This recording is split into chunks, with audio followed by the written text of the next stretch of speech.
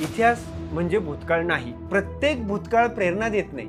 घडलेली प्रत्येक गोष्ट भूतकाळात जमा होते, पण जी गोष्ट भूतकाळात जमा होत नाही, जरी भूतकाळात घडली तरी ती वर्तमानात प्रेरणा देते. कशासाठी? भविष्य घडवण्यासाठी. त्याला आपण इतिहास म्हणतो. शिवरायांचा पाळणा किल्ले शिवनेरी म्हणजे स्वतः किल्ला हाच पाळणा आहे, महाराजांचा पाळणा आहे. तो तसा मोठा असलाच पाहिजे. आणि दुर्गपती आहेत, गडपती आहेत, भूपती आहेत, अशा महाराजांचा पाळणा हा शिवनेरीच शोभतो. त्यात अत्यंत महत्त्वाचं योगदान ज्यांनी दिलं ते आदरणीय पद्मविभूषण शिवशाहीर बाबासाहेब पुरंदरे यांना भेटावं असा विचार केला आणि मग त्या दिशेने मी पावलं टाकायला लागलो आणि त्यांना भेटलो. त्यातलं जे वाक्य बाळासाहेब मंगेशकर बोलले ना, ते अत्यंत मोलाचं आहे की हे शिवशाहीर बाबासाहेब पुरंदरे इतिहासकार आहेत. दिदी पद्य गाते, हे गद्य गातात. वा. दिदी म्हणजे गाण्यातल्या बाबासाहेब पुरंदरे आणि बाबासाहेब पुरंदरे म्हणजे गद्यातले लता मंगेशकर. राजसाहेब ठाकरे यांनी ते सगळे प्रश्नावली वगैरे त्यांनी तयार केली होती. आणि त्याची तारीख वगैरे ठरल्यानंतर दुर्दैवाने असं झालं होतं की त्याच्या अलीकडे काही दिवस बाबासाहेबांचं हार्नियाचं ऑपरेशन दीनानाथ मंगेशकरमध्ये झालं. आणि जसा जसा त्या मुलाखतीचा दिवस जवळ यायला लागला तसं तसं बाबासाहेब त्या हॉस्पिटलमध्ये अस्वस्थ व्हायला लागले की जाता येईल का नाही आपल्याला. जाणता राजाचा प्रयोग हा कधीही दिलेल्या वेळेपेक्षा 1 मिनिटही उशिरा सुरू होत नाही. महाराजांच्या सैन्यांमध्ये जातीभेद प्रकार नाहीये. साळी, माळी, कोळी, चांभार, लोहार, सुतार, ब्राह्मण, मराठा सगळे लोक महाराजांच्या बरोबर आहेत आणि सगळे लोक एकत्र येत आहेत. आणि एकत्र आलेल्या लोकांनी स्वराज्याचा गोवर्धन उचलून धरला.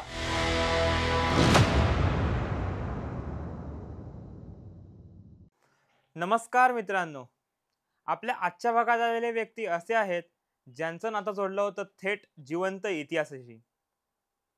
आपण सगळ्यांनी पद्मविभूषण शिवशाहीर बाबासाहेब पुरंदरेंचं नाव तर ऐकलंच आहे, ज्यांनी छत्रपती शिवाजी महाराजांचा इतिहास फक्त सांगितला नाही तर तो जगवला सुद्धा. महाराजांच्या विषयी त्यांचे अनेक उपक्रम आहेत. या उपक्रमांच्या साथीला त्यांच्यासोबत होते गणेश धालपे. तब्बल 18 वर्ष ते बाबासाहेबांच्या सहवासात राहिले. हे नातं रक्ताचं नव्हतं, पण कदाचित त्याहूनही गहिरं होतं. एखाद्या मानसपुत्रासारखंच. जाणता राजाच्या मागच्या रंगमंचापासून ते बाबासाहेबांच्या रोजच्या सवयींपर्यंत खूप गोष्टी त्यांनी अनुभवलेल्या आहेत. बाबासाहेबांचे उपक्रम जसे की आकांक्षांपुरती गगन ठेंगणे किंवा जाणता राजा हे महानाट्य, अशा अनेक उपक्रमांमध्ये त्यांनी खूप जास्त सोबत दिली आहे. तसेच आनंद यात्रा पर्यटन हा बाबासाहेबांचा उपक्रम सध्या ते चालवत आहेत. इतिहास चक्र या नावाखाली चालू असलेल्या उपक्रमांमध्ये अनेक किल्ल्यांचे 3D मॉडेल्स बनवून त्याबद्दलची माहिती लोकांपर्यंत गणेश सर पोचवत आहेत. तर आता त्यांच्याच तोंडून ऐकूयात असे काही अनुभव जे कधीच आपल्याला कुठेच वाचायला मिळणार नाहीत. हा पॉडकास्ट शेवटपर्यंत तुम्ही नक्कीच बघा. आवडल्यास लाईक करा आणि चॅनलला सबस्क्राईब करा. तुमचा अभिप्राय आमच्यासाठी खूपच महत्त्वाचा असतो, त्यामुळे कमेंट देखील करा. धन्यवाद.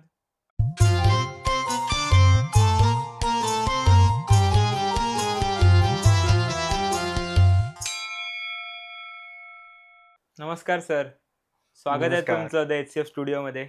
कसा वाटतोय आपला स्टुडिओ? नमस्कार. खूपच छान. तुम्ही सर्वजण ज्या पद्धतीने काम करताय हे खरोखरी आनंददायक आहे. माझ्या तुम्हाला पहिल्यांदा आपला कार्यक्रम सुरू करण्याच्या अगोदर मनपूर्वक शुभेच्छा. धन्यवाद. आपल्या 2-3 वेळा चर्चा झाल्या, काय काय बोलायचं, एवढे मुद्दे निघाले की माझ्या मते एक व्हिडिओ पूर्ण नव्हता. पण ठीक आहे, आपण पूर्णपणे कव्हर करायचा प्रयत्न करूया. खूप पॉईंट्स आहेत तुमच्याबद्दल बोलण्यासाठी. तुम्ही बाबासाहेब पुरंदरेंबरोबर होतात किंवा तुम्हाला त्यांचा एक मानसपुत्र म्हणूनच ओळखलं जातं. एक 18 वर्ष तुम्ही त्यांच्यासोबत राहिलात. त्याआधीही तुम्हाला इतिहास आवडायचा की त्यांना भेटल्यानंतर तुमची इतिहासाची आवड निर्माण झाली? अगदीच सांगायचं म्हटलं ना तर मला छत्रपती शिवाजी महाराज आणि स्वामी विवेकानंद हे अत्यंत लहान वयापासून आवडतात. म्हणजे ज्यावेळेस मी फक्त चित्रच पाहायचो त्यांची, त्यावेळेस त्या चित्रांनी माझ्यावरती प्रभाव टाकला आणि सुदैवाने अर्थात परमेश्वराच्या कृपेने तो प्रभाव आज तागायत टिकून आहे. मग त्याचाच परिणाम असा झाला की मी ज्यावेळेस स्वतः म्हणजे परावलंबित्व संपलं आणि एकटा फिरायला लागलो, त्यानंतर मी गडकोट किल्ले फिरायला लागलो. आणि आपण आता जे गडकोट किल्ले फिरतोय, जो इतिहास वाचतोय, त्यात अत्यंत महत्त्वाचं योगदान ज्यांनी दिलं ते आदरणीय पद्मविभूषण शिवशाहीर बाबासाहेब पुरंदरे यांना भेटावं असा विचार केला. आणि मग त्या दिशेने मी पावलं टाकायला लागलो आणि त्यांना भेटलो. तुमची भेट कशी झाली? अर्थात मी असाच पुण्यामध्ये आलो होतो. मी त्यावेळेस पुण्यामध्ये राहत नव्हतो. माझं इंदापूर तालुक्यामध्ये बोरी हे गाव, आणि मी तिकडेच सगळं काम करत होतो किंवा तिथूनच फिरायला इकडे तिकडे जात होतो.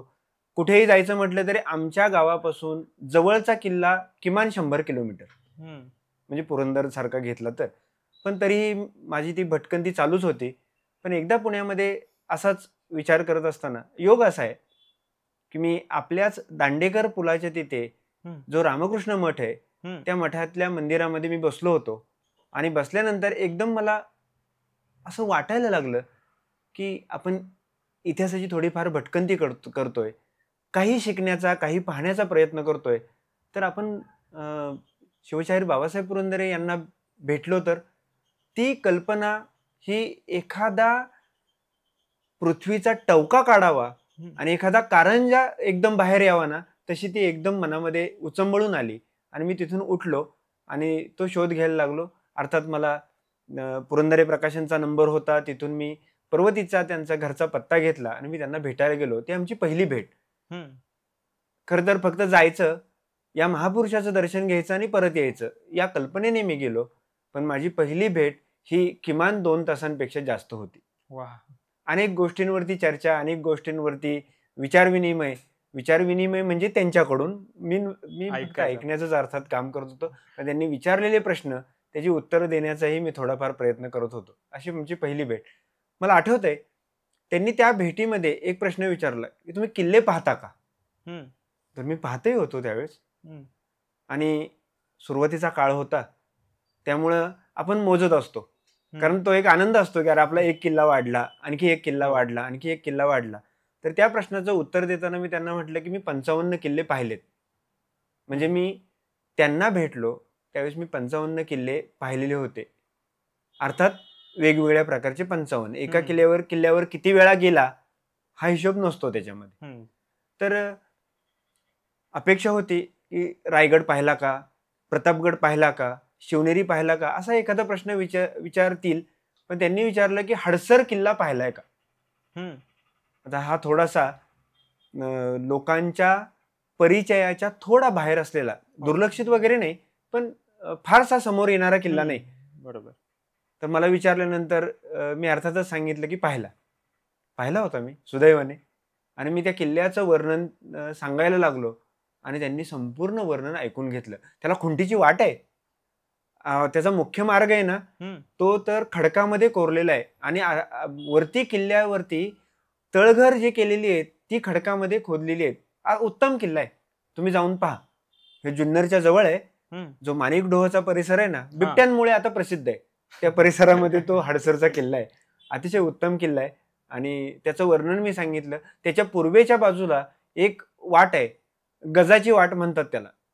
त्या पूर्व बाजूच्या बुरुजामध्ये आणि एकूणच त्या सह्याद्रीच्या कड्यामध्ये गज ठोकलेले आहेत, लोखंडी गज असतात ना, ते ठोकलेले आहेत. त्याला धरून उतरता येतं. तो उतरलोय. तर हे सगळं मी वर्णन केलं आणि बाबासाहेबांना अतिशय आनंद झाला की मी थोडासा अपरिचित असलेला किल्ला मी तुम्हाला विचारला आणि तुम्ही बरोबर सांगितलं. म्हणजे त्यांना आनंद देऊ शकेल असं काही आपल्या मुखातून बाहेर पडलंय याचाही आनंद आहे. त्यांच्यासोबत मग तुम्ही माझ्या मते पुढे 18 वर्ष राहिलात. पुढे ती भेट जी एक झाली ती काही तशीच राहिली नाही. त्याचे ऋणानुबंध निर्माण झाले. आणि पहिल्या भेटीतच शिवनेरी हे छत्रपती शिवाजी महाराजांचा जन्मस्थान आणि आपल्या महाराष्ट्राचं खरं तर हे मला असं वाटतं ही महाराष्ट्राची मथुरा. इथे जन्माला आले ना ते योगेश्वर. आणि त्या शिवनेरी किल्ल्यावरतीच पुस्तक लिहावं असा विचार, खरं तर विचार नाही तर ती आज्ञा त्यांनी केली आणि त्या कामाला त्या दिवसापासून सुरुवात झाली. त्यानंतर तुम्ही पुस्तक लिहिलं शिवरायांचा जन्म. हा, त्या पुस्तकाचं नावही आपण पुढे असंच ठेवलं, शिवरायांचा पाळणा, किल्ले शिवनेरी. म्हणजे स्वतः किल्ला हाच पाळणा आहे, महाराजांचा पाळणा आहे.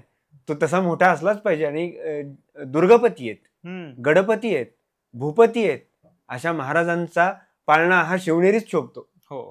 आणि मग त्या शिवनेरीवरती पुढे पुस्तकाचंही काम झालं. अर्थात भेटीगाठी सुरू झाल्या. आणि मग तुम्ही तिकडे कुठेतरी राहता, त्यापेक्षा तुम्ही पुण्यातच या. आणि मग माझा थोडक्यात सगळी छावणी उठली आणि पुण्यात येऊन मी दाखल झालो.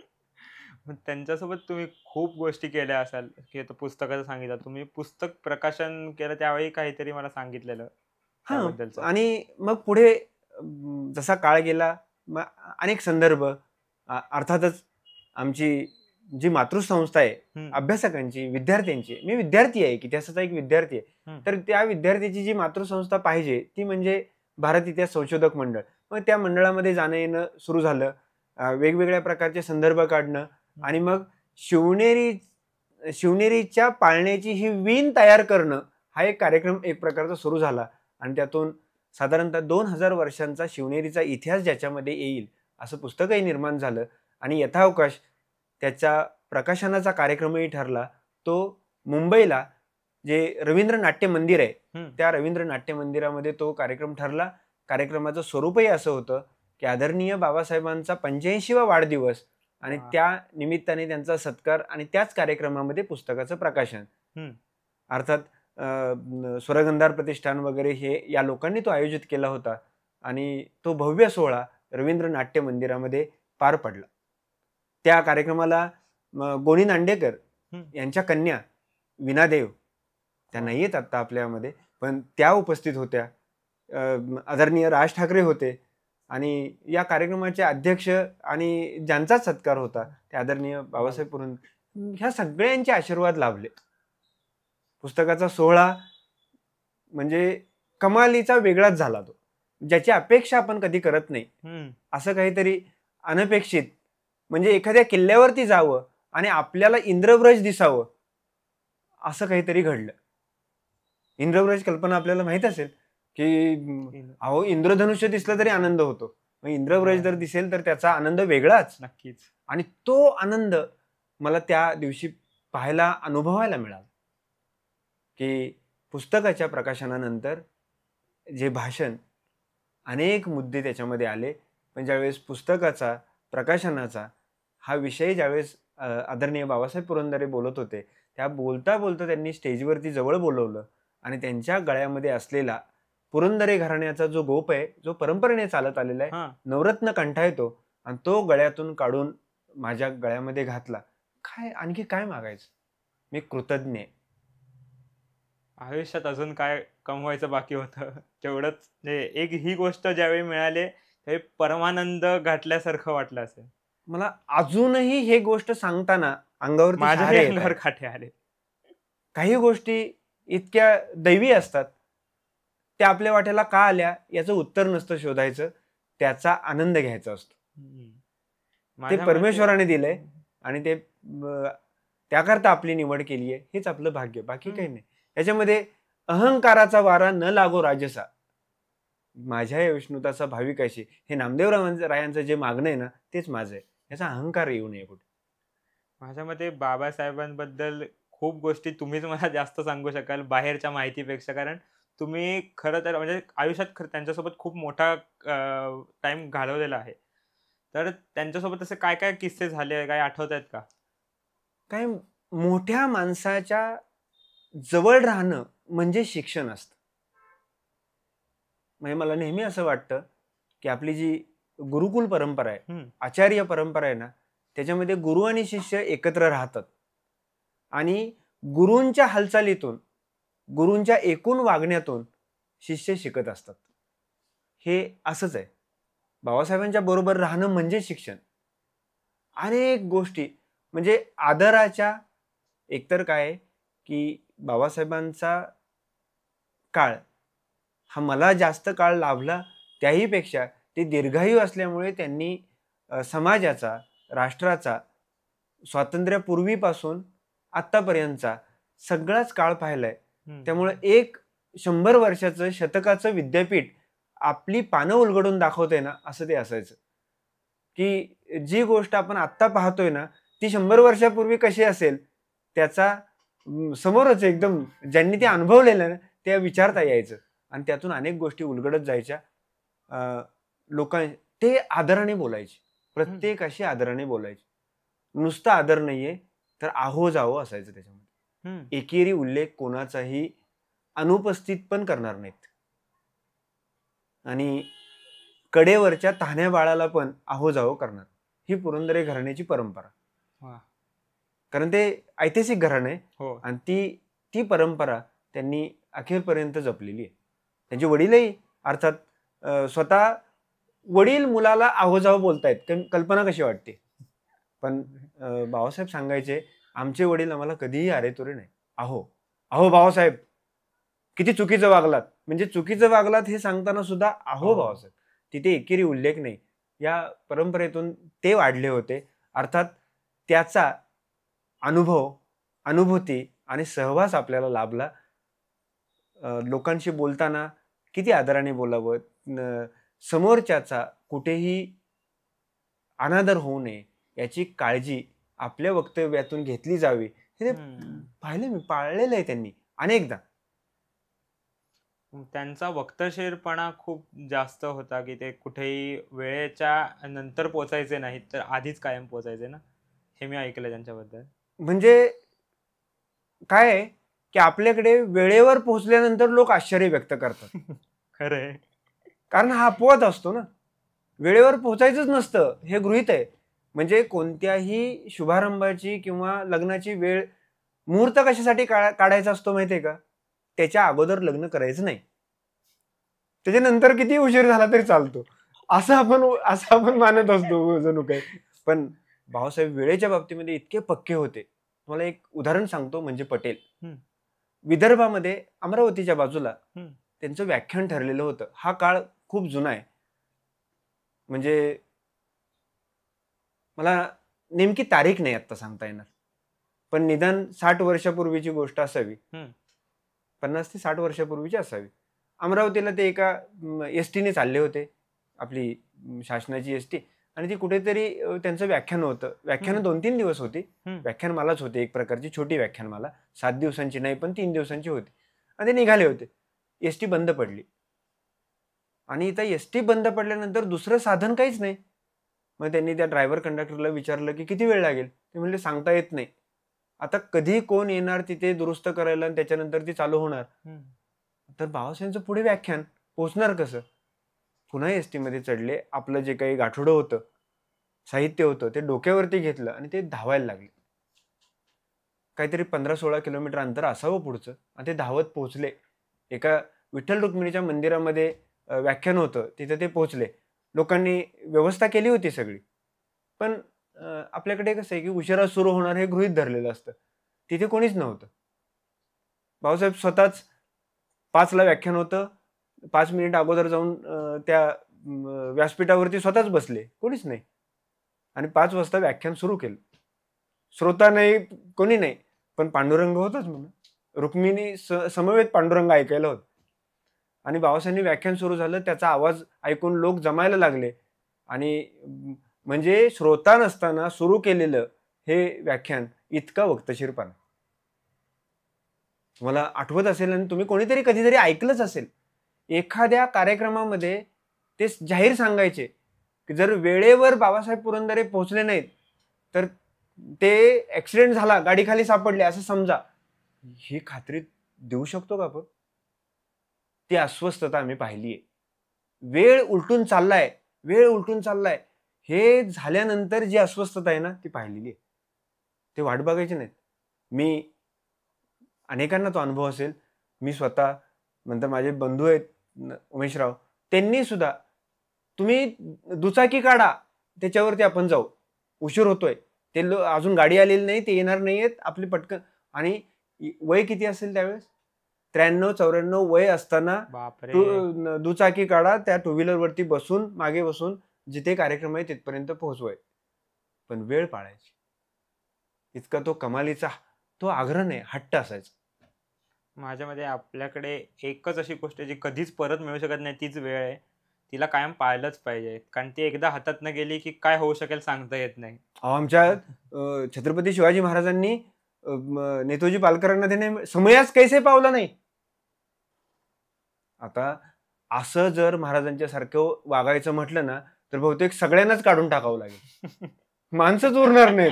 म्हणजे आपल्याला असं शोधावं लागतं, अरे माणूस कुठे कुठे कुठे, इकडे नाही कुठे, माणूसच नाही. वेळेवर येणारा माणूसच नसतो.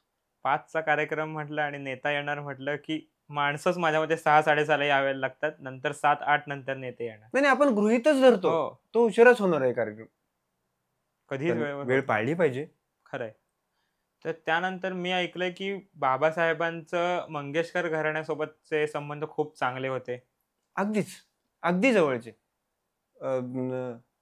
लता मंगेशकरांच्या अगदीच सगळेच भावंड यांच्याशी बाबासाहेबांशी अगदी ज्याला आपण पारिवारिक संबंध म्हणतो ना तसे संबंध होते. इतकं घरगुती सगळं वातावरण आणि तो अनुभवण्याचाही लाभ प्रसाद आहे तो मिळाला. हे म्हणजे इतकी मोठी लोक ज्यावेळेस एकत्र येत आहेत त्यावेळेस ती काय गप्पा मारतात. बाबासाहेबांची एक ओळख करून दिली आहे. आपले बाळासाहेब म्हणजे हृदयनाथ मंगेशकर. बाबासाहेब एकदा दिदींच्या घरी गेलते, लता दिदींच्या, आणि दिदी आणि बाबासाहेब गप्पा मारत होते. त्यावेळेस आपले शिवाजी गणेशन आहेत ते तिथं आले. आता आपल्याला सगळ्यांना माहीतच आहेत ते, पण त्यांना महाराष्ट्राचं सगळ्या परंपरा आणि महाराष्ट्रातले लोक एवढे काही माहीत असण्याचं कारण नाही. त्यावेळेस हृदयनाथ मंगेशकर म्हणजे आदरणीय बाळासाहेब ते आले आणि त्यांनी बाबासाहेबांना म्हटले की बाबासाहेब हे शिवाजी. बाबासाहेब म्हटले हो मला माहीत आहेत. म्हणजे बाबासाहेबांनी नमस्कार केला आणि मग त्यांनी बाबासाहेबांची ओळख करून दिली शिवाजी गणेशांना. आणि त्यातलं जे वाक्य बाळासाहेब मंगेशकर बोलले ना ते अत्यंत मोलाचं आहे की हे शिवशाहीर बाबासाहेब पुरंदरे इतिहासकार आहेत. दिदी पद्य गाते, हे गद्य गातात. वा. दिदी म्हणजे गाण्यातल्या बाबासाहेब पुरंदरे आणि बाबासाहेब पुरंदरे म्हणजे गद्यातले लता मंगेशकर. ही ओळख हृदयनाथ मंगेशकरांनी करून दिली. यापेक्षा मोठं काय अजून असू शकतं आयुष्यात. आजही आपल्याला शिवकल्याण राजा ज्या पद्धतीने केला लता दिदींनी आणि बाबासाहेबांचं निवेदन आहे आणि लता दिदींनी गाणी गायलेली आहेत. त्यावेळेस एक अडचण असायची. आत्ताच्या सारखं जितकं पाहिजे तेवढं रेकॉर्डिंग करता येत नव्हतं. त्या ज्या टेप्स होत्या ना त्याचं अंतर किंवा त्याची लांबी ठरलेली असायची. त्या वेळात तेवढं सगळं बसलं पाहिजे. मग गाणं कमी करता येत नाही. मग कमी काय केलं तर निवेदन. म्हणून बाबासाहेबांनी कमी शब्दांमध्ये त्या गाण्याला पूरक असं निवेदन केलेलं आपल्याला दिसून येईल त्याच्यामध्ये. त्यात पण आणखी एक गंमत झाली सांगून टाकतो की रेकॉर्डिंग ज्या काळामध्ये व्हायचं ना तो काळच असा आहे की सगळंच एका वेळी करावं लागायचं. म्हणजे गाणं, निवेदन, सगळा वाद्यवृंद तिथं असावा लागायचा. म्हणजे म्युझिशियन्स वगैरे सगळे आणि म्युझिक डायरेक्टरही तिथेच. आणि हे सगळं ज्यावेळेस बसलेलं असायचं ना आणि त्यावेळेस मग सुरुवात केली की मग ते गाणं सलग व्हायचं. याच्यामध्ये मध्ये अडचण आली की परत पहिल्यापासून. आत्ताच्या सारखं पाहिजे तिथे कापा पाहिजे तिथे जोडा असं नव्हतं ते. आणि गाणं होतं गुणी बाळ असा जागसी कारे वाया, निज रे निज शिवराया. गाणं सुंदर आहे. आणि बाबासाहेबांचं निवेदन झालं आणि दिदी गायला लागल्या आणि त्या काचेच्या बाहेर रेकॉर्डिंग रूमच्या बाहेर हृदयनाथ मंगेशकर हातवारे करून म्युझिशियनला सांगत होते की असं वाजव तसं वाजव. त्यात कोणीतरी चुकला. माणसंच ती इतक्या गर्दीमध्ये कोणीतरी चुकला. पण ते नेमकं दिदींना खटकलं की थांबलं सगळं. थांबल्यानंतर पुन्हा सूचना, पुन्हा पहिल्यापासून, पुन्हा दिदी गायला लागल्या आणि म्युझिशियन्स वाजवायला लागले. पुन्हा कोणीतरी चुकलं. आता मग मात्र हृदयनाथ मंगेशकरांनी सक्त सगळ्यांना ताकीद दिली आणि आता कोणालाही चुकायला परवानगी नाही. प्रत्येकाने आपापलं काम चोख करा, त्याशिवाय ते होणार नाही. मग परत बाबासाहेबांचं निवेदन झालं आणि लता दिदींनी गुणी बाळ असा जागसी कारे वाया हे गायला सुरुवात केली आणि अतिशय चांगलं रेकॉर्डिंग चाललेलं होतं. एक कडवं आलं आणि दीदीच हसल्या. आता हे कधीच घडत नसायचं, त्या दिवशी घडलं. म्हणजे दीदीच हसल्या आणि दीदी हसल्यानंतर सगळेजण भाऊसाहेब दीदी तुम्ही, आणि बाळासाहेब मंगेशकर पण मागे वळून बघायला लागले की दीदी का हसल्या म्हणून. तर ते कडवं असं होतं की तिकडे तो अफजल खान, तिकडे तो सिद्धी जोहार, ते आले बाळ बघ तुझला धरावयाला, त्या गाण्यातले बोल आहेत ते. आणि त्यावेळेस आपल्या बॉलिवूड मधले म्हणजे हिंदी सिनेमासृष्टीतले खान साहेब समोरून येत होते आणि दीदींच्या डोक्यात असे कल्पना आली की ते खान साहेब आपल्या बाळासाहेबांना धरायला आलेत आणि ते आले बाळ बघ तुझला धरावयाला, आणि हे आल्यानंतर हे दीदींना ती कल्पना मनात आली त्यामुळे ते हसले. अर्थात पुढे ते खानसाहेब बसले आणि दीदींनी पुढे ते गाणं नंतर पुन्हा पूर्ण केलं. अशाही गमती जमती. बाबासाहेबांनी असं खूपच गोष्टी केल्या असतील. त्यांनी एक ग्रंथ लिहिला महाराजांविषयी, त्याबद्दल तुम्ही सांगितलं की राजा शिवछत्रपती. अत्यंत म्हणजे छोट्यांनी वाचावा, मोठ्यांनी वाचावा, अभ्यासकांनी वाचावा असा ग्रंथ आहे. एकाच वेळी सगळ्यांना खुश करता येत नाही. घरातले अनुभव आपले तसेच असतात. एकाला खुश करायला गेलं तर दुसरा दुखावला जातो. पण इथे आबाल वृद्धांना ज्या ग्रंथांचं आकर्षण आहे तो म्हणजे राजा शिवछत्रपती. तो ग्रंथ छत्रपती शिवाजी महाराजांवरती लिहायचा. हे शिवधनुष्य आहे. पण त्याच्याकरता मग अनेक संदर्भ ग्रंथांचा अभ्यास करावा लागेल आणि तो बाबासाहेबांनी सुरू केला. भारत इतिहास संशोधक मंडळ, पेशवे दप्तर आणि प्रत्यक्ष भेटी त्या किल्ल्यांना, त्या परिसराला, तिथला भूगोल माहीत नसेल ना तर तुम्हाला इतिहास समजत नाही. जिथे इतिहास घडला तो भूगोल आपण कुठेतरी पाहायला पाहिजे. मग त्यातली काठिण्य पातळी समजायला लागते. जो सह्याद्रीत हिंडलाय ना त्यालाच सह्याद्रीची काठिण्य पातळी माहित आहे. नाहीतर एसी मध्ये बसून, खुर्चीमध्ये बसून सह्याद्री समजणार नाहीये तू तसं. तो अनुभवला पाहिजे. तर हे सगळं अभ्यासाचंच माध्यम आहे. अभ्यास वेगवेगळ्या प्रकारे केला पाहिजे. या दृष्टीने बाबासाहेब ते हिंडतही होते आणि संदर्भ ग्रंथांच्या अनेक संदर्भ ग्रंथ आहेत. विषय आहे म्हणून सांगतो की राजवाडे खंड आहेत. म्हणजे इतिहासाचार्य वि. का. राजवाडे यांनी खंडच्या खंड प्रसिद्ध केलेत, जुन्या कागदपत्रांचे किंवा जुन्या पत्रांचे, समकालीन गोष्टी. त्याच्यामध्ये इतर वेगळे खंड पण आहेत. शिवचरित्र साहित्य खंड आहे, शिवचरित्र प्रदीप आहे, त्यानंतर जेदे शकावली आहे. किती नावं घ्यावीत. शिवचरित्र पत्रसार संग्रह आहे. म्हणजे नावं घेता घेता हे अपुरं पडेल इतकं म्हणजे प्रकाशित झालेलं इतकं आहे. आणि मग मोगल घराण्याचा इतिहास वेगळा आहे, आदिलशाही घराण्याचा इतिहास वेगळा आहे, निजामशाही घराण्याचा इतिहास वेगळा आहे, दिल्लीच्या मुघल दप्तराची जी कागदपत्र आहेत ती वेगळी आहेत, त्यांची दरबारी अखबारं वेगळी आहेत. आमचे गणेश हरी खरे आदरणीय काय आचार्य लोक आहेत हे सगळे. म्हणजे आदरणीय गणेश हरी खरे म्हणजे किती आदराने नाव घ्यावं. आपण कोणीच नाही हो. ही माणसांची नावं घेतली ना तरी तृप्तता येते. तर या सगळ्या लोकांनी फारसी कागदपत्र आहेत त्यांचा अनुवाद केलाय, तीच समोर ठेवलेली आहेत. मंतकोबल लुबाब, खापी खान यासारखे जे मोगल दप्तरचे लेखक आहेत त्यांनी बरंचसं लिहून ठेवलंय. या सगळ्या गोष्टींचा धांडोळा घेऊन आपल्या शिवचरित्राला उपयुक्त असेल अशी टिपणं काढणं हा उद्योग बाबासाहेब कित्येक वर्ष करत होते. इतिहास मंडळामध्ये येऊन करत होते. त्यांच्या त्या काळातल्या टिपणं काढण्याची एक पद्धत होते की जो आपला मोठा कागद असतो A4 साईजचा त्याचे 4 भाग करायचे आणि त्या प्रत्येक भागावरती टिपणं लिहायची आणि ती जुळवायची आणि मग दुसऱ्या ग्रंथाची जुळवायची, असे एकत्र करून मग तो टिपणांचे गठ्ठे तयार व्हायचे. आणि आता असे समजा 100-200 असे गठ्ठे तयार झाले की मग त्याचा एकूण जो सार आहे तो म्हणजे ग्रंथ निर्मिती. मग मी असंच विचारलं की राजा शिवछत्रपती निर्माण करत असताना आदरणीय छत्रपती शिवाजी महाराजांच्यावरचा ग्रंथ आहे, त्याची संदर्भाची जी टिपणं काढली भाऊसाहेब, ती किती काढली? भाऊसाहेबांनी ते विशेष असं असं करायचं, काही विचारलं बाळ एकदम सांगणं अवघड आहे, पण जे मी मोजलंय ना, आता थोडंफार इकडे तिकडे होईल, पण 85 ते 86 हजार टिपणं काढली. ग्रंथाची पानं 1000 आहेत लिहिलेल्या, त्याच्याकरता काढलेल्या टिपणांची संख्या 85 ते 86 हजार आहे. काय सांगणार यावर अजून? आता इतके संदर्भ दिल्यानंतर आणि पुन्हा तो महाराष्ट्र रसात लिहिल्यानंतर तो ग्रंथ आपल्या आवडीचा होईल, नाही तर काय होईल? नक्कीच होणारच.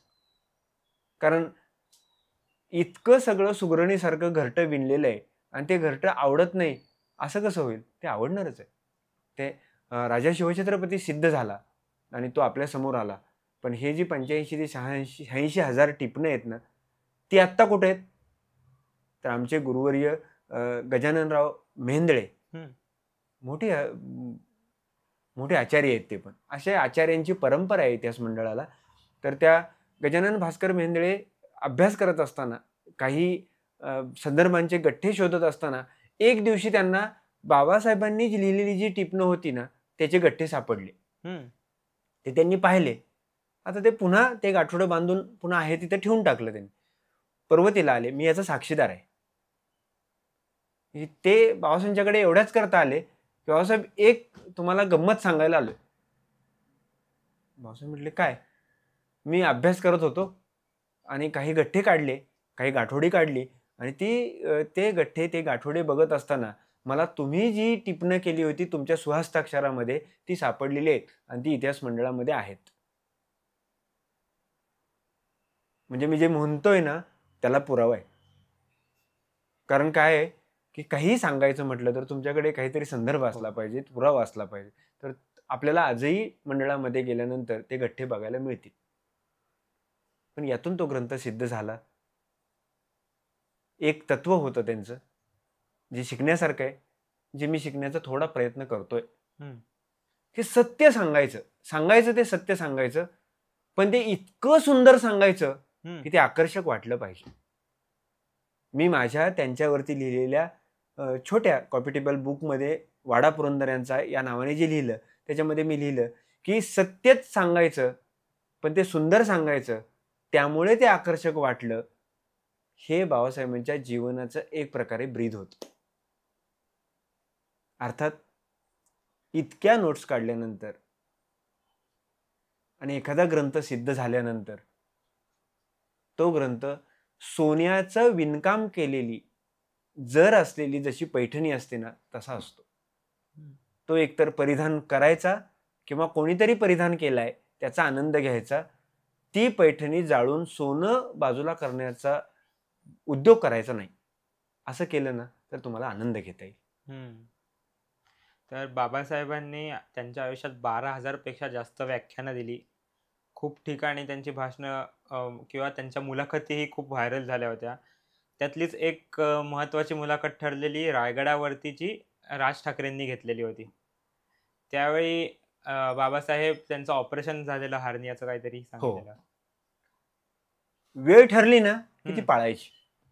तिथेही तेच केलं की रायगडावरती मुलाखत घ्यायची. 2 दिवसांची होती ती, कारण मुलाखतीचं नाव आहे मुक्काम किल्ले रायगड.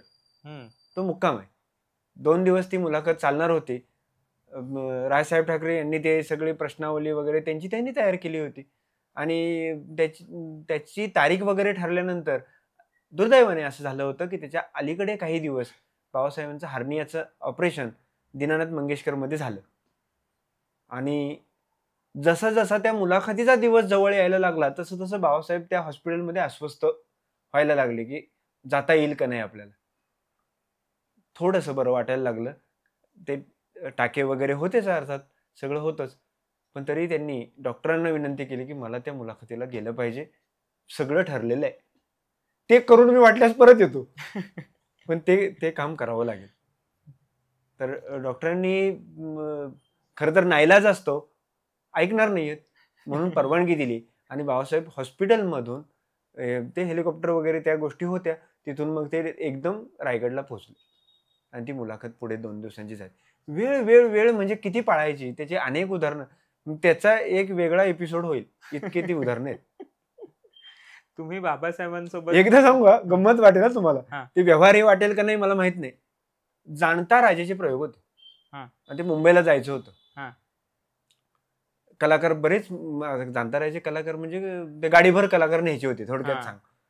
आणि ठरलेलं की 7 वाजता जायचं. रेकॉर्डिंग होतं जाणता राजाच्या संदर्भातलं आणि ते कलाकार मंडळींना बोलवलं. गाडी बरोबर 7ला निघेल ही स्पष्ट सूचना सगळ्यांना. आता आपण भारतीयच ना शेवटी. काय अर्धा तास इकडे होईल तिकडे होईल, 10 मिनिटांनी जाऊच की. कोणीच आलं नाही 7 वाजता. गाडीवाल्याला मात्र सांगितलं होतं 6:30ला इथं पाहिजे. तो गाडीवाला लवकर आला. गाडीचा ड्रायव्हर बाबासाहेब 7 वाजता गाडीमध्ये बसले, दरवाजा लावला. आपल्याला मुंबईला जायचंय म्हटले. मोठी बस घेऊन बाबासाहेब मुंबईला. मग नंतर कलाकार वगैरे ते आले, म्हणजे रेकॉर्डिंगचे लोक आले. कसं ये आता तुम्ही, निरोप ठेवून गेलते, तुम्ही मुंबईला पोहोचा स्टुडिओमध्ये, मी पोहोचलोय आता. गंमत वाटेल हे असं कसं थांबायचं ना त्यापेक्षा अर्धा तास. पण नाही, याशिवाय आपण ठरवलेलंच आहे ना की काही घडल्याशिवाय शहाणं व्हायचंच नाही. हे नेहमीच आहे. त्यामुळे कुठेतरी तो धडा दिला पाहिजे म्हणून ते गाडी घेऊन गेले. अर्थात पुढे रेकॉर्डिंगही झालं, सगळ्या गोष्टी झाल्याच. जाणता राजाचा प्रयोग हा कधीही दिलेल्या वेळेपेक्षा 1 मिनिटही उशिरा सुरू होत नाही. अजूनही होत नाही. जाहीर केलेल्या वेळेपेक्षा तो उशिरा सुरू होणार नाही. 6:30ची वेळ जर जाहीर केलेली असेल तर 6:25 घोषणा ऐकू येईल, सावधान, थोड्याच वेळात जाणता राजाचे प्रयोग सुरू होतील. ही तुम्हाला घोषणा ऐकू येईल. उशीर नाही होणार. बर, इतका मोठा लवाजमा सांभाळत असताना अनंत अडचणी असतात, पण अडचणी असली तरी वेळ चुकत नाही. तर तुम्ही सांगितलं की बाबासाहेबांच्या ग्रंथामध्ये जी चित्र काढलेली आहेत ती दीनानाथ दलालांनी काढलेली आहेत, जे खूप मोठे स्केच आर्टिस्ट होते. ती चित्र अजूनही वापरली जातात का? ते स्केच आर्टिस्ट काय अत्यंत उत्तम कलाकार होते. म्हणजे त्या काळामध्ये चित्र काढावीत तर दीनानाथ दलालांनीच, आणि बाबासाहेबांनी आग्रह धरला आपल्या राजा शिवछत्रपतीमध्ये दलाल साहेबांनी चित्र काढावीत. मग अर्थात ते मधलं सगळं प्रकरण झालं आणि त्यांनी मान्यता दिली. मग ही चित्र कशी काढायची, मग बाबासाहेब त्यांना प्रसंग समजावून सांगायचे आणि चित्रामध्ये कोणत्या ऍक्शन्स आल्या पाहिजेत ते करून दाखवायचे. म्हणजे असं असलं पाहिजे की ती स्त्री एखादी अशी उभी आहे असं बाबासाहेब करून दाखवायचे. आणि मग त्यांच्या ऍक्शन्स बघून दलाल साहेब ते कागदावरती रेघा काढायचे, डुडल्स काढायचे आणि मग नंतर ते पूर्ण चित्र तयार व्हायचं. एकदा असंच, पण दलाल साहेबांचा हात इतका जबरदस्त होता की अगदी काही सेकंदांमध्ये त्यांचं पूर्ण व्हायचं. ते एक डुडल काढून मग बाबासाहेब दुसरा मोमेंट द्यायचे. एकदा असं झालं की बाबासाहेब उलटे उभे राहिले आणि आता पाठमोर चित्र काढायचं होतं. 1 मिनिट झाला, 1.5 मिनिट झाला, हा काळ खूप आहे, पण अजून कसं काय दलाल साहेब काहीच म्हणत नाहीयेत. म्हणून बाबासाहेबांनी मागे बघितलं की झालं का काढून, तर ते कागद कोरच आणि दलाल साहेब बाबासाहेबांच्याकडे बघत बसलेले. बाबासाहेबांनी ते सगळं थांबवलं आणि म्हटले का नाही काढलं.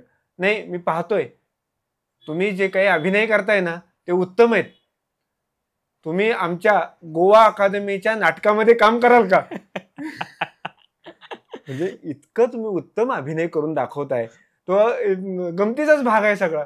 म्हणजे दलाल साहेबांनी बाबासाहेबांना त्यांच्या अकादमीमध्ये काम करण्यासाठी अभिनेता म्हणून ऑफर दिली. हाही गमतीचा भाग आहे. पण जी काढलेली चित्र आहेत ती इतकी अप्रतिम आहेत. आजही शिवाजी महाराजांचं रेखाचित्र म्हटलं की आपल्याला राजा शिवछत्रपतीमध्ये आदरणीय दीनानाथ दलाल साहेबांनी काढलेली चित्र समोर येतात. प्रसंग उभा केला त्यांनी जिवंतपणे चित्रातून. तुमच्यासोबत बाबासाहेबांनी पण खूप उपक्रम सुरू केले होते. एक आनंद नाही, यात्रा माझ्यासोबत बाबासाहेबांनी नव्हते उपक्रम सुरू केले, मी बाबासाहेबांच्या बरोबर उपक्रम मध्ये सहभागी झालो, हा खरा अर्थ आहे त्याचा. की त्याच्यामधला हा आपण जो उल्लेख केला तो आनंद आनंद यात्रा हा त्याचा एक भाग आहे. खरं तर आयुष्याचीच आनंद यात्रा आहे हे सगळं. की आनंद यात्रा पर्यटन या नावाने आपण एक संस्थाही सुरू केली. किल्ले, जुने वाडे, प्राचीन मंदिरं ही हिंडायची म्हणजे नुसती हिंडायची नाहीत, नुसती भटकायची नाहीत किंवा नुसते फोटो काढून परत यायचं नाही, तर त्याची भटकंती ही अभ्यासपूर्ण झाली पाहिजे. आणि नुसती अभ्यासपूर्ण नाही, आनंद तर असलाच पाहिजे. म्हणून ही यात्रा पण आहे आणि आनंद पण आहे, अशी आनंदाची यात्रा आहे. आणि मग त्याच्यामध्ये स्वतः आदरणीय बाबासाहेब पुरंदरे सहभागी व्हायचे, मी त्यांच्याबरोबर सहभागी व्हायचो. आमचे उमेशराव असतील, आत्ता आमचे सगळे मित्र, आमचे विजयराव सावंत सर असतील किंवा अनेक किती लोकांची नावं घेऊ, सगळे लोक यामध्ये सहभागी आहेत. तो समूह आहे. ही खरं तर शिवाजी महाराजांच्यावर आणि इतिहासावरती प्रेम करणारी सगळी मंडळी एकत्र आली आणि आम्ही यातून आनंदी यात्रा करत गेलो. वेगवेगळ्या किल्ल्यांवरती एका जागी बसून बाबासाहेब इतिहास सांगायचे. ते किल्ले मी हिंडून दाखवायचो. लोक आजही त्या आठवणी सांगतात, अजूनही फिरायला येतात, अजूनही हा उपक्रम चालू आहे. फक्त महाराष्ट्रातल्या गडकोटांपासून सुरू झालेला हा आनंद यात्रेचा उपक्रम आपल्या सगळ्यांच्या आशीर्वादामुळे देश विदेशातल्या मंदिर मूर्तींपर्यंत जाऊन पोहोचला. आत्ताच काही दिवसांपूर्वी मूर्तिशास्त्रातले आंतरराष्ट्रीय कीर्तीचे डॉक्टर गो बम देगलूरकर सर यांच्याबरोबर आपण कंबोडियाची आनंद यात्रा केली. मग बाकी तर खजुराहो, तामिळनाडूतली मंदिरं वगैरे हे तर सगळं चालूच आहे. पण हा सगळा प्रवास अभ्यासपूर्ण भटकंतीचा हा चालू राहिला. यातही गमती होत होत्या. लोकांना जसं ज्ञान मिळत होतं ना, तसं काही गमतीही व्हायच्या. हे उपक्रम नुसतंच जायचं, माहिती सांगायची आणि परत यायचं इथपर्यंत मर्यादित नव्हते. रात्रीच्या वेळी शेकोटी पेटवायची. शेकोटीच्या भोवती सगळेजण बसतील, काही गप्पा सुरू होतील. त्या गप्पांना कोणताही असं चौकट नसेल, पण काही विचारलं जाईल, काही सांगितलं जाईल, काही लोक आपले अनुभव सांगतील. नवीन मुलं आहेत शाळा कॉलेजची, ती सहभागी होतील. एकदा असंच शेकोटी भोवती गप्पा मारत असताना मला असं वाटलं सहज एक प्रश्न विचारावा. म्हणून त्या सगळ्या, विशेषतः म्हटलं मोठ्यांनी उत्तर नाही द्यायचं, ही जी आपली 12वी पर्यंतची जी मुलं आहेत ना, त्यांनी फक्त उत्तर द्यायचं की तुमच्यापैकी चूल कोणी कोणी पाहिली आहे. म्हणजे सरपण वगैरे घालून ते तशी चूल कोणी कोणी पाहिली आहे. तसं आता शहरात राहणारी ही शहरी मुलं अर्थात पाण्याचा संबंध येत नाही, आता नसतातही. आता कशी पेटवणार ना फ्लॅटमध्ये चूल, तर ती कोणी पाहिलेली नव्हती. पण एक मुलगी म्हटली मी पाहिली आहे. म्हटलं वा छान, तुम्ही कुठं पाहिलीत? म्हटली उंच माझा झोका सिरियलमध्ये. म्हणजे अशीही गमती करतात. पण हे सगळं या निमित्ताने आपल्याला अनुभवातून मुलांना देता येतं. मुलांना तो इतिहासाचा अनुभव ऐतिहासिक सहलींमधून देता येतो. त्याच्याकरता हा उपक्रम. म्हणजे मशालींच्या उजेडामध्ये जर किल्ला पाहता आला तर तुम्हाला आवडेल का? नक्कीच. म्हणजे आनंदाने याल ना, तुम्ही सहभागी व्हाल. अरे मला 350 वर्षापूर्वीचा तो किल्ल्याचा जो काही आनंद आहे तो मला आत्ता घेता येतोय. हा उपक्रमही आपण करत आहोत. की सहभागी लोकांच्या हातामध्ये मशाल, आणि मशाली घेऊन आपण किल्ल्याच्या पायऱ्या चढतोय, दरवाजातून आतमध्ये जातोय आणि किल्ला हिंडून रात्रीच्या वेळी दाखवतोय. तो भास म्हणजे आपण 21व्या शतकातून एकदम 17व्या शतकात जाण्याचाच असतो. आणि मशाली घेऊन लोक उभा आहेत, काही खाली बसलेले आहेत आणि तिथे महाराजांच्या रात्र मोहिमा असं एखादं व्याख्यान होतंय. काय धमाल येते. पण ह्या गोष्टी प्रत्यक्ष सहभागी झाल्यानंतरच लक्षात येणार आहेत. त्याचा आनंद वेगळा आहे. उदाहरणार्थ पन्हाळ्यावरून सुटका आहे. रात्रीच्या वेळी निसटले महाराज सिद्धी जोहरच्या वेढ्यातून. पण मग आपणही तसंच करतो की रात्री पन्हाळ्यावरती मुक्काम आहे आणि जेवणाच्या नंतर 10-10:30च्या सुमारास सगळे लोक राजदिंडीच्या मार्गाला येतात. अर्थात आपल्या टॉर्च घेऊन येतात, पण तिथे आल्यानंतर सगळ्यांनी बंद करायचं, कारण महाराज काही मशाली घेऊन उतरले नाही आहेत, काळोखात उतरलेले आहेत. तो अनुभव आपल्याला घ्यायचा असेल तर आपल्या सगळ्या हे बंद करायच्या आणि आपण त्या जंगलामध्ये काही अंतरच उतरतो. आणि त्यावेळेस आपल्या नेमकं लक्षात येतं की महाराजांची सुटका किती अवघड आहे. कारण प्रत्यक्ष दर्शन हे तुम्हाला कितीतरी शब्दांचं काम करून जातं. एक व्याख्यान देणं आणि प्रत्यक्ष अनुभव घेणं याच्यामध्ये जमीन आसमानाचा फरक आहे. आणि लोकांनाही असं वाटतं की हे अत्यंत अवघड काम आहे. आणि महाराजांची त्यावेळेची अवस्था, अरे काय वाजू द्यायचं नाही, आरडाओरडा नाही, नीट चाल, इकडे उतर, तसं नाहीये करून जाऊन शत्रूचा वेढा आहे. इतक्या गुप्ततेमध्ये महाराज निसटलेच कसे, या चिंतनामध्ये कोणीही एक शब्द न बोलता परत येतो. हा आनंद घेता येतो, हा अनुभव घेता येतो. बाबासाहेबांनी माझ्या मते एकदा जिजामातांच्या वाड्यामध्ये दिलेलं व्याख्यान, तिथे माणसं रडलेली त्यांनी सांगितलं. हे तर अनेकदा व्हायचं की रायगडावरच्या छत्रपती शिवाजी महाराजांच्या समाधीच्या समोर बोलणं काय, किंवा प्रत्यक्ष जिजाऊ साहेबांच्या पाचाडच्या वाड्यामध्ये बोलणं काय, हे नुसतं बोलणं राहत नाही, त्याला स्थान महात्म्य प्राप्त होतं. आणि स्थान महात्म्य किती वरच्या दर्जाला जातं माहिती आहे का, की हे जे ऐतिहासिक सगळी ठिकाणं आहेत ना, ही तीर्थक्षेत्र आहेत आपली, याची अनुभूती यायला लागते. आणि मग हे एकदा जाणवायला लागलं की इथं घडलेला इतका उदात्त इतिहास आहे की आपल्या लक्षात येतं की आपण पाय नकोच ठेवायला, डोकंच ठेकू इथं.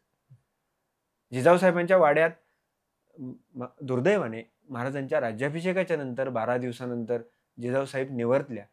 ही कथा आणि हा हृदयस्पर्शी प्रसंग ज्यावेळेस बाबासाहेब सांगत होते ना, त्यावेळेस सगळे लोक त्या प्रसंगामध्ये इतके बुडून गेले होते, त्या दुःखामध्येच एक प्रकारे बुडून गेलेले होते की प्रत्येकाच्या डोळ्यातून अश्रूंच्या धारा होत्या. त्याच्यामध्ये वयाचं बंधन नव्हतं. प्रत्येक जण डोळ्यातून अश्रूंच्या धारांमध्येच तो प्रसंग अनुभवत होता, पाहत होता. आणि तो कुठे, तर प्रत्यक्ष जिजाऊ साहेबांच्या वाड्यामध्ये. हे अनुभव विसरता येण्यासारखे नसतात, शब्दात सांगता येण्यासारखे सुद्धा नसतात. हे अनुभवायचं, फक्त अनुभवायचं. प्रेम नये सांगताना बोलताना दाविता, अनुभव चित्ता चित्त जाणे. ते एका हृदयाचं दुसऱ्या हृदयालाच कळेल, त्याला शब्दांची भाषा उपयोगी पडणार नाही, त्याला हृदयाची भाषाच लागेल. यानंतर आपण पुढच्या उपक्रमाकडे जाऊयात, ते म्हणजे राजगडाचं 3D मॉडेल तुम्ही बनवलं. हा, आता आनंद यात्रेमध्ये आपण लोकांना किल्ल्यांपर्यंत नेतो, असंच डोक्यात आलं की किल्ला लोकांपर्यंत न्यायचा, तर पण तो तसा नाही न्यायचा, तर तो वेगळ्या स्वरूपामध्ये न्यायचा. नवीन तंत्रज्ञान आपण आत्मसात केलं पाहिजे आणि नवीन तंत्रज्ञानाचा जास्तीत जास्त वापर अत्यंत उत्तम कामासाठी केला पाहिजे. नेमकं होतं काय, तंत्रज्ञानाचा वापर उत्तम कामासाठी कमी होतो. तर आपण ठरवलं की राजगडावरती 3D फिल्म करायची,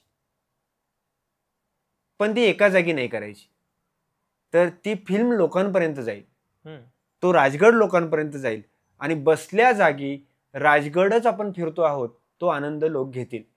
आणि अर्थात सांगायला आनंद वाटतोय की हे तंत्रज्ञान अतिशयोक्ती होणार नसेल तर, कुठेही मर्यादा ओलांडल्या जाणार नसतील तर हे जगातलं बहुतेक पहिलं तंत्रज्ञान आहे.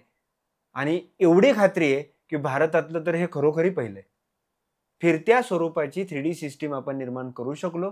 अर्थात शिवाजी महाराजांच्याच आशीर्वादाने, हे शिवाजी महाराजांचंच काम आहे, ते करवून घेतायत, ही भावना आहे त्याच्या पाठीमागची.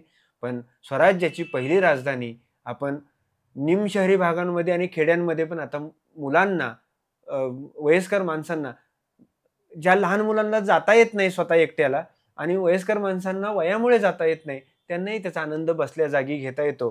की अरे मी कड्यावरून पडलो असतो ना, मी राजगडाच्या दरवाज्यातून आत प्रवेश केला ना, मी पद्मावती देवीच्या मंदिरात जाऊन देवी समोर माझ्या दिसली मला, हे सगळे अनुभव घेता येतात. ते आपण यशस्वीरित्या राबवतोय, याचाही आनंद आहे. मग इतिहास चक्र आणि 3D मॉडेल एकच आहे का? इतिहास चक्र हे या सगळ्या फिरत्या उपक्रमांचं नाव आहे. की म्हणजे मराठीत सांगू का, आजच्या कळणाऱ्या मराठीमध्ये, हिस्ट्री ऑन व्हील. आता कळलं ना? म्हणजे इतिहास चक्र म्हणजे काय, की चाकावर जो इतिहास पुढे जातोय, लोकांपर्यंत जातोय, हे फिरणारं चाक आहे, पण ते इतिहासाच आहे, ते लोकांपर्यंत जात आहे आणि लोकांना तो इतिहास दाखवला जातोय. मग हे उपक्रम, फिरते उपक्रम आपण इतिहास चक्राच्या खाली घ्यायचे आणि स्वतः लोक जे आनंद घेत आहेत जीवनाची आनंद यात्रा करतायत ते उपक्रम आनंद यात्रेच्या माध्यमातून करायचे. हम्म. असं नाहीतर असं होईल की आपण जर म्हटलं की राजगड दाखवला जाणार आहे की आनंद यात्रेमुळे लोकांना वाटेल की तिकडे जायचंय, पण ते थोडंसं कुठेतरी वेगळे पण दिसावं लोकांना म्हणून हे. त्याच्यामध्ये तुम्ही अजूनही 3D मॉडेल्स किल्ल्यांचे बनवले, ज्यामध्ये तुम्ही फक्त 3D नाही तर तुम्हाला अनेक डी मध्ये तुम्ही श्रोत्यांना हा. एक्सपिरियन्स देताय.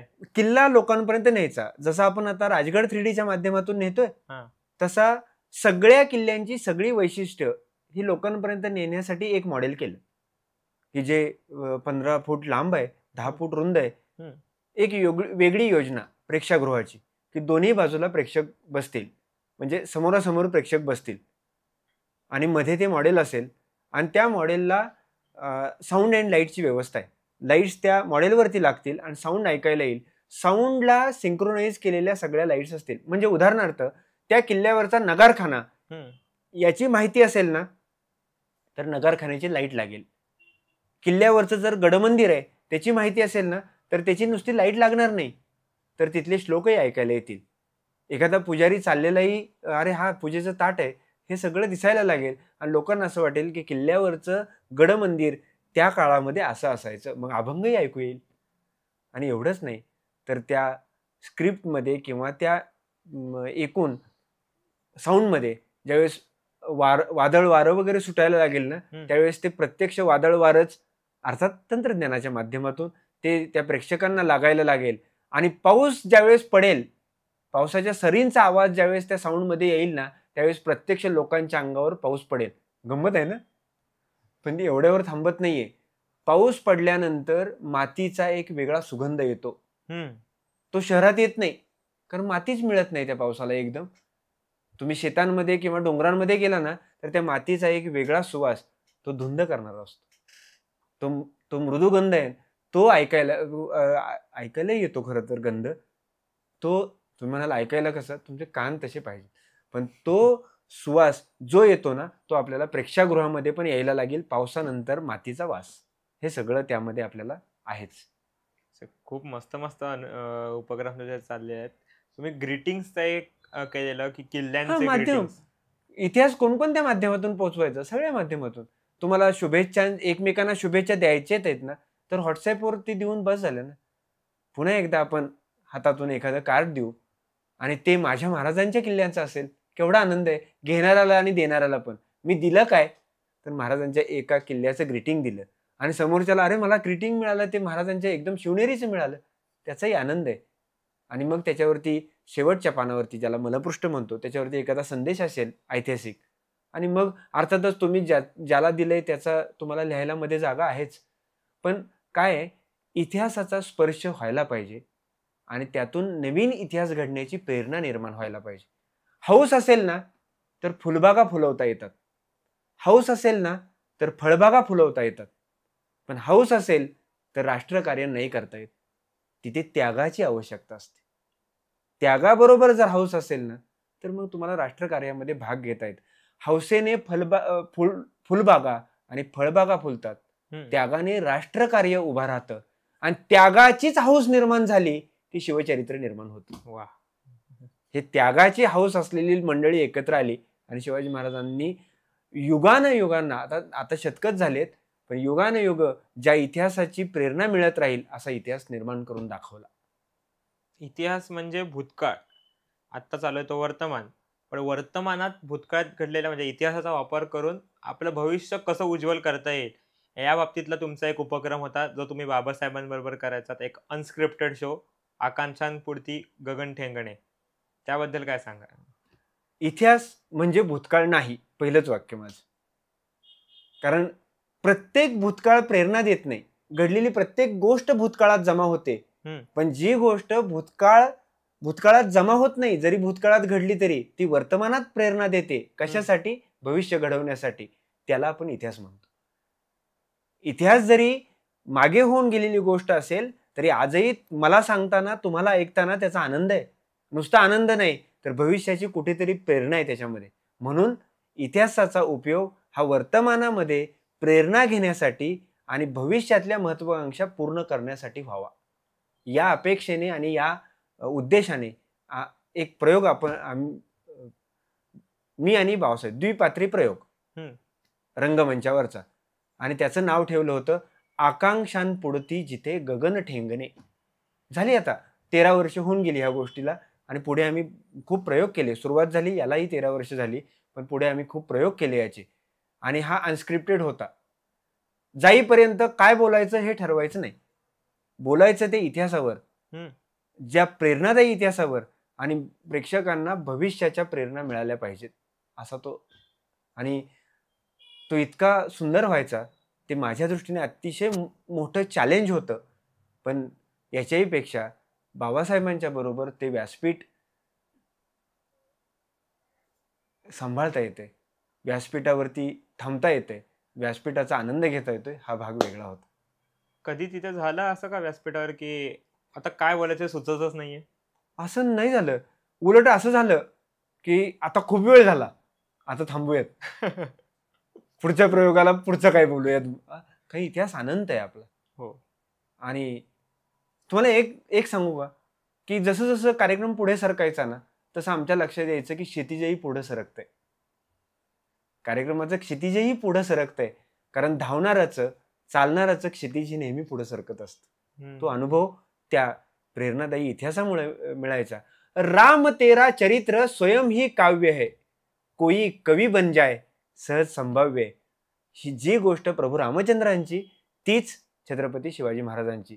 छत्रपती शिवाजी महाराजांचं चरित्र हेच काव्य आहे. कोणीही गायलं ना तरी लोकांना ते आवडेल. फक्त ते मनापासून गायलं पाहिजे, श्रद्धेने गायलं पाहिजे. आपण इतका वेळ ज्या राजाविषयी आपल्या बोलत होतो, आता त्यांच्याविषयी अजून थोडं जाणून घेऊया. नक्की महाराजांचा स्वभाव कसा होता, किंवा ते कसे वागायचे नक्की? निश्चयी होते. अनेकदा तुम्हाला दिसेल की अत्यंत निश्चय, जे ठरवलंय ना ते पूर्णच करायचं.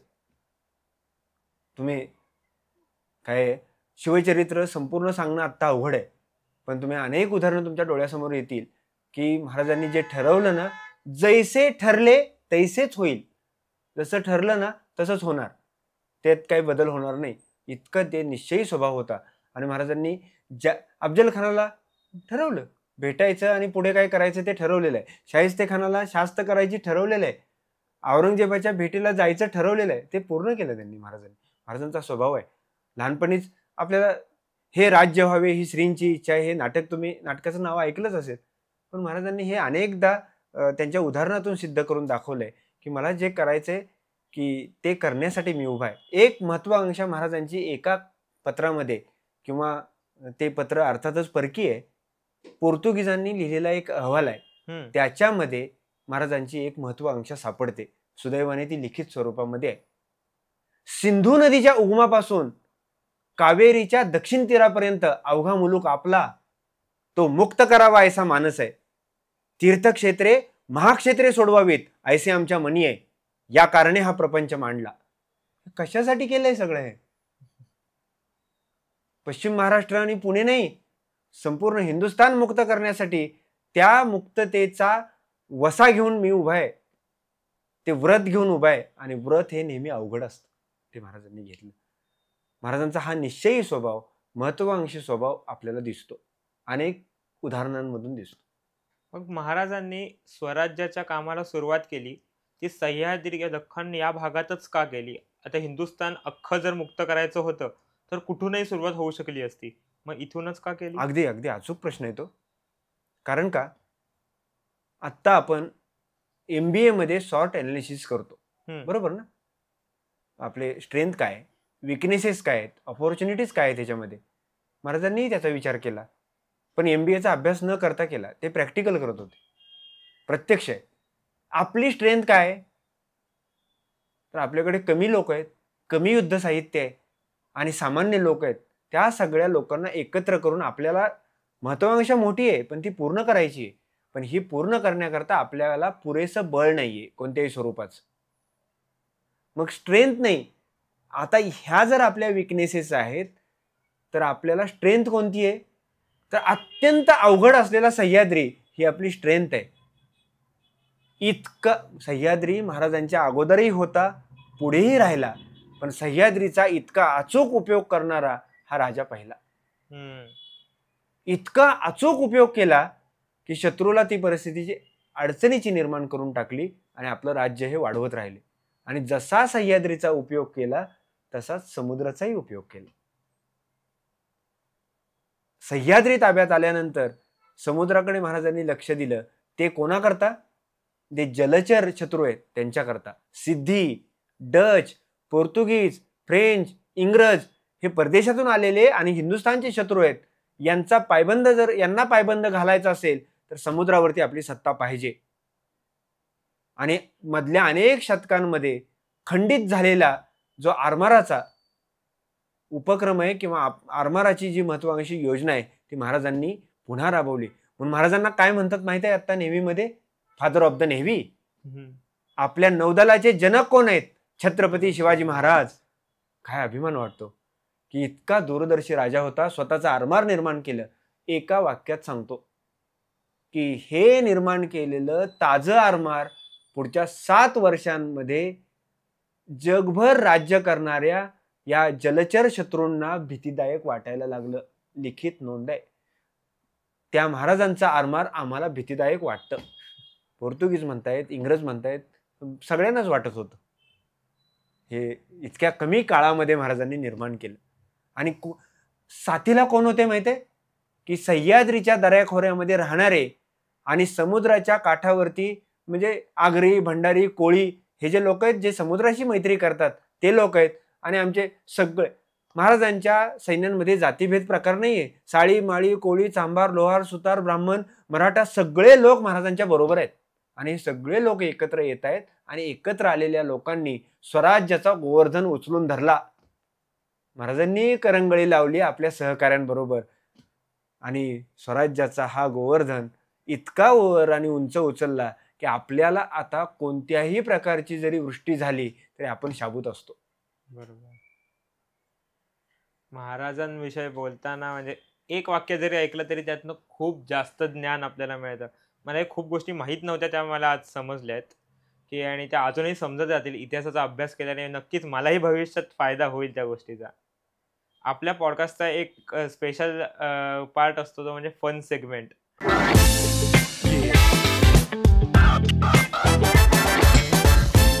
तर पहिल्यांदा रॅपिड फायर क्वेश्चन्स आहेत ज्याच्यामध्ये तुम्ही म्हणजे मनामध्ये पहिला जो विचार येईल त्या प्रश्न ऐकल्यावर ते बोलायचा, जास्त विचार करायचा नाही. तुमचा आवडता किल्ला कोणता? राजगड, रायगड. किल्ल्यावर चहा पिणार की ताक? थंडीमुळे चहाच. बाबासाहेबांचं असं एक वाक्य जे कायम लक्षात राहिलंय. खूप वाक्य आहेत पण तरी एकच सांगायचंय म्हणून मला जो पहिला संदेश दिला होता तो मी सांगतो. ते लक्षात आहे. वेडे व्हा, उदात्त आणि उत्तुंग विषयांची वेड घ्या. वेड घेतल्याविना शहाणपण येणार नाही. तुम्ही मनात आणा, त्यासाठी वेडे व्हा. मग एका दिवसात आजपर्यंत किती किल्ले फिरले आहात? मी किल्ल्याची मॅरेथॉन नाही करत, मी किल्ला अनुभवतो. त्यामुळं एका दिवशी 2 पेक्षा जास्त, फार तर 3 याच्यापेक्षा जास्त किल्ले मी पाहिलेले नाहीयेत. कारण का तर ते पाहून होत नाहीत. राजगड की रायगड? दोन्ही. पावसात गड चढायला आवडेल की उन्हात? सर्व ऋतूत. वा. एखादी अशी गोष्ट सांगा जी लोकांना खरी वाटते पण इतिहासामध्ये ती खोटी आहे. अशा अनेक आहेत. कल्याणच्या सुभेदाराची सून ऐकलं नाहीये हे प्रकरण. अशा अनेक लोक आहेत की आवडतच ते पण इतिहासात नाहीये. मराठा इतिहासावरती तुम्हाला जर चित्रपट बनवायची संधी मिळाली तर तो कोणत्या गडावर बनवाल? स्वराज्यावर. यानंतर थोडे वियर्ड क्वेश्चन्स आहेत. जसं तुम्ही मगाशी बाबासाहेबांचं एक वाक्य सांगितलं त्यावर आधारित हा प्रश्न आहे. कधी गडावरती गेल्यावर तर वाटतं का की आपण जरा वेडेच आहोत गड किल्ला या गोष्टींसाठी? नाही, इतक्या चांगल्या गोष्टीचं वेड लावलं परमेश्वराने याचाच आनंद आहे. बरोबर. किल्ल्यांवर कधी भूत असतात असं वाटलंय का? नोंदी आहेत पण अनुभव नाही. दिसले नाहीत अजून. अनुभव नाही. एखादा गड किल्ला ज्याच्यावर रात्री राहायला भीती वाटेल? मी अनेक ठिकाणी राहिलोय जिथे दिवसा जायलाही भीती वाटेल पण मला तिथे रात्री राहूनही भीती वाटली नाहीये. बहुतेक तुळजाभवानी आणि शिवाजी महाराज बरोबर असावेत. नक्कीच. जर एखादा किल्ला बोलू शकला असता तर तो काय बोलेल? When heart is too full lips refuse to speak. बहुतेक किल्ला गप्प राहिला असता, कारण त्यांनी इतकं अनुभवलंय ते शब्दात त्याला व्यक्त नाही करता येणार आहे. महाराज ज्या किल्ल्यावर राहिले तो किल्ला एक शब्द बोलला तरी ते जीवनाचं सार असू शकेल कदाचित. हा, कदाचित तो म्हणेल मी इतकं अनुभवलंय की मी सांगू नाही शकत आहे. बरोबर आहे. जाणता राजा जर नेटफ्लिक्सवर आला तर कसं वाटेल? 70 फुटाचं स्टेज 5 इंचामध्ये नाही होऊ शक्य. ही खरी गोष्ट आहे. गड किल्ले चढताना आजूबाजूला प्रेम प्रकरणं दिसतात, त्याबद्दल काय वाटतं? मुलं मुली बसलेले दिसतात गडावर. लहान मुलांच्या हातामध्ये एखादं सोनं द्यावं आणि त्यांनी ते मातीत टाकावं, हे दुर्दैव त्या सोन्याचं का त्या मुलाचं? सोन्याचं. आपल्याला शिवाजी महाराजांचा इतिहास मिळालाय. दुर्दैव या मुलांचं दुर्दैव आहे. नक्कीच. एखाद्या किल्ल्याला जर तुम्हाला टोपण नाव द्यायचं असेल तर कोणत्या किल्ल्याला कोणतं नाव द्याल? हो, तो अधिकार माझा नाही. जर तुम्हाला इतिहासाच्या काळात किंवा महाराजांच्या काळात परत जाता आलं तर कोणत्या गडाच्या लढाईत सामील व्हायला आवडेल? अहो, महाराजांनी ते गड झाडायला ठेवलं ना तरी मला आवडेल. युद्ध वगैरे तर लांबच, काही नाही, ते तुम्ही हे करा तरी आवडेल. एखादा किल्ला जिथे तुम्हाला सारखं सारखं जायला आवडतं?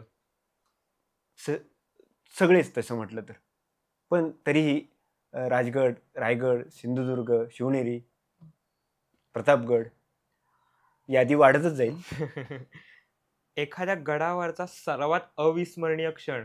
अनेक आहेत, पण अपेक्षा म्हणून सांगतो की मला असं वाटतं की मी रायगडावरती मुक्काम केलाय. रात्रीची एक प्रकारे त्या किल्ल्यावरती हिंडत असताना कुठेतरी शांत बसलोय, डोळे मिटलेले आहेत आणि डोळ्यासमोर राज्याभिषेक जसा झाला ना तसा दिसायला लागतोय. हे झालं ना की मरायला मोकळा होईल. एखादा मावळा ज्याच्यावर चित्रपट व्हायची गरज आहे? तसं सगळ्यांवरच व्हायला पाहिजे, कारण हे आकाशगंगा आहे. पण जसं की आता बाजीप्रभूंवर किंवा तानाजी मालुसऱ्यांवरती झालेलं आहे, तसं अजून कोणावर व्हावा? तर तेच म्हणजे खूप राहिलेले पण खूपच आहेत, पण शिवाजी महाराजांच्या वरती, प्रत्यक्ष शिवाजी महाराजांच्या वरती आंतरराष्ट्रीय दर्जाचा, ज्याची कशाचीही तुलना होणार नाही अशा पद्धतीचा एखादा तरी चित्रपट व्हायला पाहिजे. एखादा गड जिथं गेल्यावर तुम्हाला वाटतं की शिवराय अजूनही इथेच आहेत? स्वराज्यातल्या सगळ्या गडांवरती तो अनुभव येतो. मी की पहिलं पाऊल ज्यावेळेस आपण किल्ल्यावरती टाकतो ना, हा. त्यावेळेस एक कल्पना येते, अरे ह्याच पायरीवरती कदाचित महाराजांनी पाऊल टाकलं असेल. नाईलाज आहे, पाय डोके होतात आणि आपण चालू लागतो. जर तुम्ही इतिहासाचे शिक्षक नसतात तर काय असतात, किंवा तुम्ही आता इतिहास अभ्यास करता, जर हा तुमचा पेशा नसता तर दुसरा काय असता? काही झालो असतो ना तरी स्वत्व सोडलं नसतं, राष्ट्रीयत्व सोडलं नसतं, हे निश्चित आहे. एखादी अशी गोष्ट इतिहासातली जी तुम्हाला अशी वाटते की माझ्या घरी असावी, गोष्ट या वस्तू? अशा खूप गोष्टी आहेत की की महाराजांचा ज्याला स्पर्श झालाय ती एखादी गोष्ट आपल्याकडे असावी. गड चढताना कधी अशी गाणी गुणगुणता का ज्याच्याने तुम्हाला स्फूर्ती येते चढण्यासाठी? अहो, तिथला वाराच गाणी गातो, झाडच इतिहास सांगतात, भिंतीच बोलू लागतात.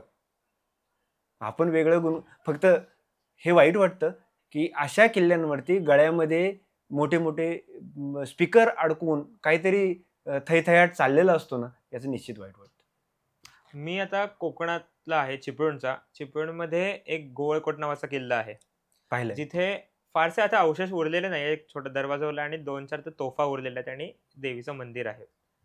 पण तिथले नवीन कोणी फिरायला जे पर्यटक आले ना की माणसं सांगतात, म्हणजे कोण असं नावं घेत नाही, पण काही माणसं सांगतात असे की कशाला जाते तिथे बघायला, काय 4 तोफा तर आहेत, कशाला एवढं चढून वरपर्यंत जायचंय.